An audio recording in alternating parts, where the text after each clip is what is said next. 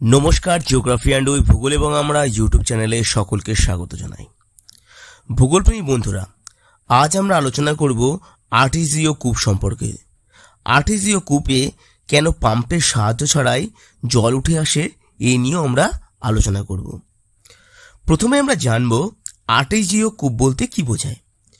আর্টেসীয় কূপ হলো এক ধরনের প্রস্রবণ।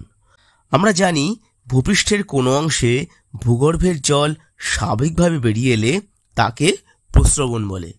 অর্ধচন্দ্রাকারে ভাঁজযুক্ত শিলার দুটি অপ্রবেশ্য শিলাস্তরের মধ্যে একটি প্রবেশ্য শিলাস্তর অবস্থান করতে দেখা যায়। প্রবেশ্য শিলাস্তরের দু প্রান্ত যদি ভূপৃষ্ঠে উন্মুক্ত থাকে তাহলে এই দু প্রান্তে বৃষ্টি হলে বৃষ্টির জল প্রবেশ করে অধোভঙ্গে জমা হয়। ক্রমে ওই প্রবেশ্য শিলাস্তরটি সম্পৃক্ত হয়ে পড়ে। এই সম্পৃক্ত শিলাস্তরের উপরে ও নিচে অপ্রবেশ্য শিলাস্তর অবস্থান করার জন্য কোনো রকমেই এই জল বেরিয়ে যেতে পারে না, উপরন্তু প্রচণ্ড চাপের মধ্যে থাকে।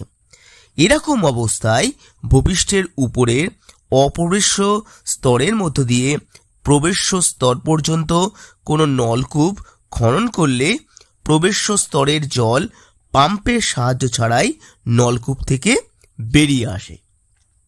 যেখানে এই কূপ খনন করা হয় সেখানে বৃষ্টিপাত হোক বা না হোক, প্রবেশ্য শিলাস্তরের দুই প্রান্তে বৃষ্টি হলেই এই কূপ থেকে সারা বছর জল পাওয়া যায়।